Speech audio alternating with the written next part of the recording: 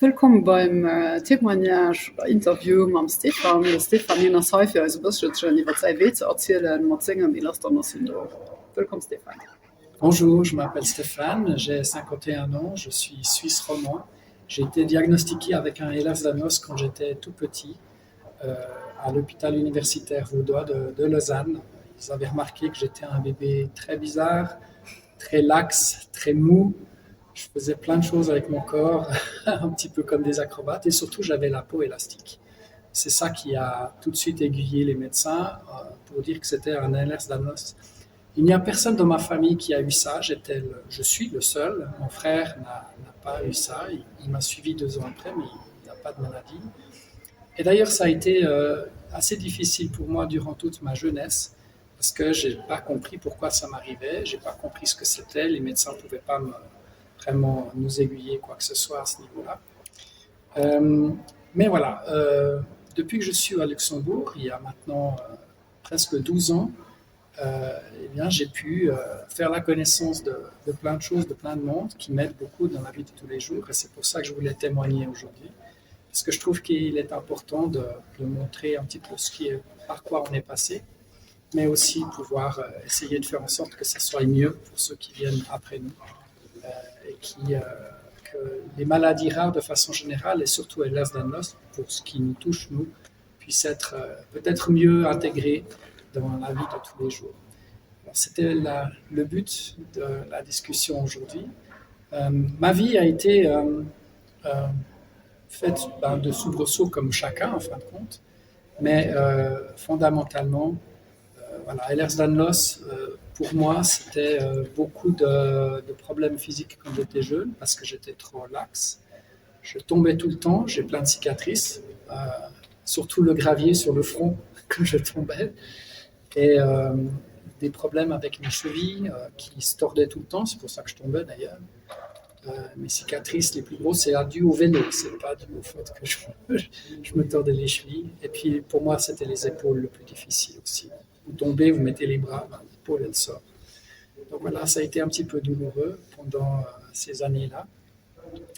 Je me suis renforcé musculairement quand j'étais adolescent, ce qui m'a aidé. Et maintenant, avec la vie qui avance, en fait, moi, je deviens moins élastique.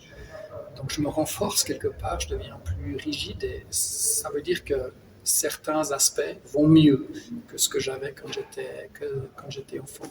Ma peau tient mieux les chocs, par exemple. Avant, elle cassait pour un rien.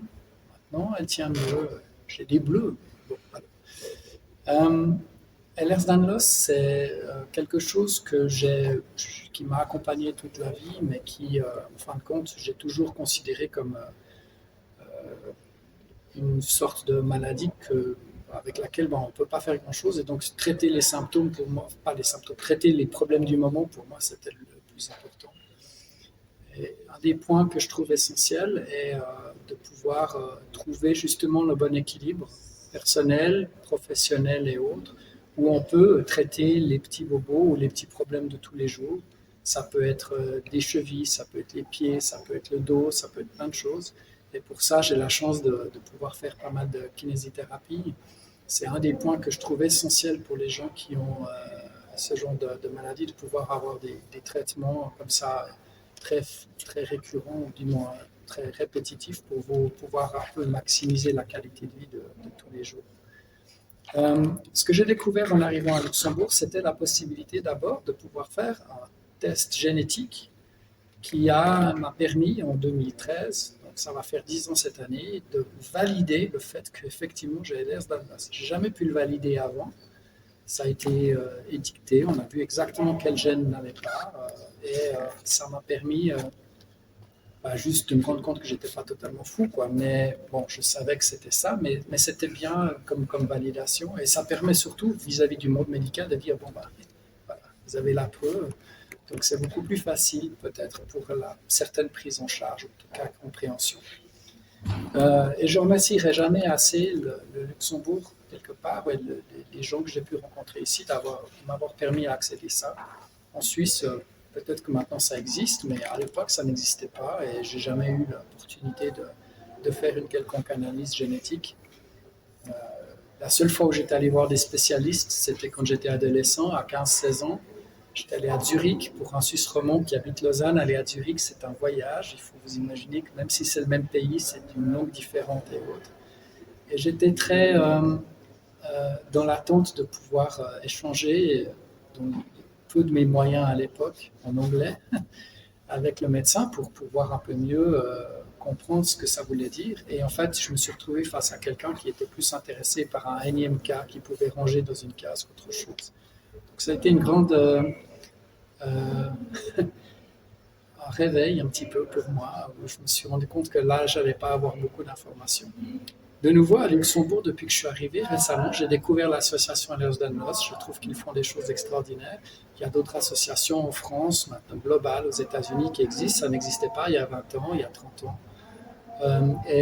C'est très bien qu'on puisse mettre en commun toutes les connaissances des uns avec les autres, surtout aussi les connaissances d'un réseau à constituer, de gens qui sont habitués à cette maladie, des kinés qui sont habitués, des médecins, des spécialistes. Je recherche certains spécialistes actuellement pour certains problèmes, et le fait de pouvoir peut-être tous échanger notre petit monde de connexion ne peut qu'améliorer les choses. C'est un des points que je trouve essentiel, de pouvoir participer à une communauté qui aide aussi à soutenir. Hormis le fait de rencontrer des gens qui ont eu ça, ce que j'ai fait dernièrement lors de l'Assemblée générale qu'on avait eue. Et bien, c'était la première fois que je rencontrais des gens avec Alliance Danos. Hormis une amie qui avait ça aussi, plus ou moins diagnostiquée en Suisse, mais sinon, j'avais jamais rencontré autant de personnes à la fois. Et voilà, c'est bien en fait de faire partie d'une sorte de communauté. En tout cas, moi, ça m'aide. Et j'ai envie d'aider aussi, et c'est pour ça que je fais ce témoignage aujourd'hui.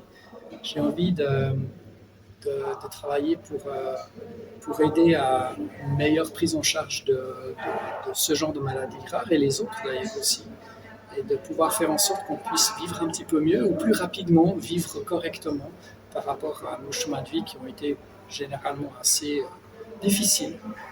Et ça, le fait d'avoir échangé avec les gens m'a permis aussi de pouvoir comprendre que je m'en tirais pas trop mal personnellement. J'ai plein de soucis, mais on en a tous, et j'arrive à avoir une belle vie et à apprécier ma vie. J'ai un petit peu changé mon optique aussi. Je m'occupe plus de moi maintenant, et je m'occupe plus du présent plutôt qu'avant, toujours tabler sur le futur long terme et ne pas trop voir que le présent est un cadeau, qu'il faut savoir aussi l'accepter. Je ne sais plus qui disait ça d'ailleurs, mais je trouve ça très joli. Et eh bien, l'autre point que je voulais prendre est essentiel aussi dans cette direction, c'est en fait ce qui s'est passé au niveau du travail avec le Covid. Je travaille dans des bureaux, j'ai un métier intellectuel. Soit dit en passant, être assis toute la journée dans un bureau, c'est pas bon du tout pour nous non plus. Mais bon, voilà. Et le Covid a amené en fait une prise en compte d'une certaine flexibilité qu'on peut avoir à travailler à la maison, à être flexible dans les heures du moment qu'on délivre ce que l'on doit délivrer. Et pour moi, c'est une grande aide, surtout récemment, parce que cet esprit en fait de flexibilité où l'employeur s'est rendu compte qu'il peut lâcher un petit peu prise parfois sur les employés parce que le travail est quand même fait, bien fait, peut-être même mieux fait, si on peut adapter les heures, si on peut adapter un peu son mode de vie, ce qui me permet moi de pouvoir adapter mes séances de kiné, mes séances de soins, ou quand ça ne va pas une journée, de pouvoir peut-être mieux passer là au travers plutôt qu'avant être très strict dans les endroits où travailler, les heures, etc.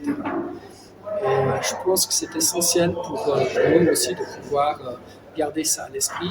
On veut être productif, on veut participer à la vie de tous les jours quand on peut, et c'est juste qu'on a besoin de plus de flexibilité.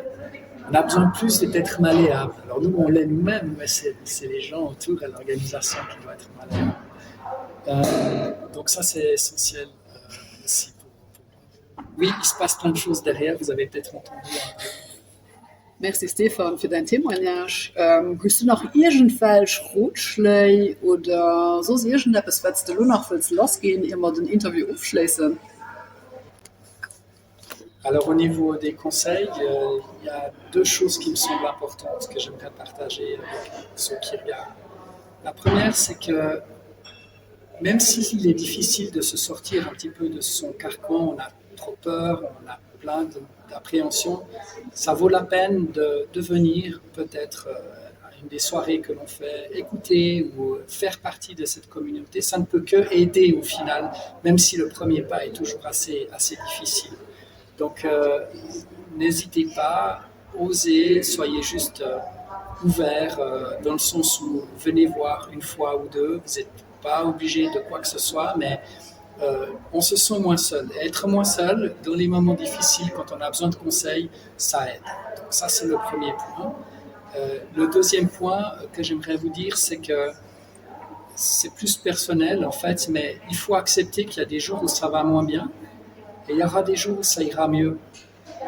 C'est pas grave si c'est un jour sombre en fait. Et c'est comme ça dans la vie pour tout le monde, pas seulement pour nous, mais c'est encore plus important pour nous. Donc soyez gentils avec vous-même, soyez juste reconnaissant de ce que vous avez, ou soyez simplement positif par rapport à des toutes petites choses qui se passent tous les jours dans la vie. Pour moi, j'ai changé mon optique assez récemment à ce niveau-là. Je vis beaucoup mieux grâce à ça. C'est juste personnel, mais la façon de voir les choses influence beaucoup tout le reste. Et ce que je voulais surtout dire, c'est que quand ça ne va pas, c'est normal. On peut passer au travers de ces moments-là aussi. Sachez que ça va mieux un petit peu après, mais gardez toujours cette positivité. Et puis, c'est normal de dire quand ça ne va pas que ça ne va pas. Et puis, de faire en sorte d'être, de prendre le temps en fin de compte. Mais la vie est belle, bien sûr. Elle a toujours des bonnes choses, des petites choses, mais qui sont très belles à voir et à vivre tous les jours. Et c'est ça le plus important. Wir wollen euch vielmals merci so, dass ihr geguckt habt, und wir wären immens froh, wenn ihr das teilen. Weil nein, ist mir wichtig, wie zu sensibilisieren, zum von der Menge alte Krankheit geht. Merci.